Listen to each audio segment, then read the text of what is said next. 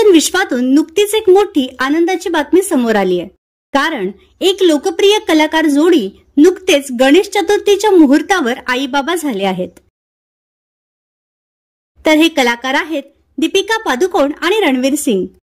गेल्या कित्येक महिन्यांपासून दीपिकाच्या प्रेग्नन्सीची चर्चा सुरू होती। दीपिका कधी आई होणार याकडे सगळ्यांचंच लक्ष लागून राहिलं होतं। अशातच आता दीपिका आई झाल्याचं समोर आलं आहे। दीपिका आणि रणवीरच्या घरी लक्ष्मी आली आहे, त्यांना मुलगी झाली आहे। गणेश चतुर्थीच्या दुसऱ्याच दिवशी म्हणजे आज अभिनेत्रीने गोंडस मुलीला जन्म दिला।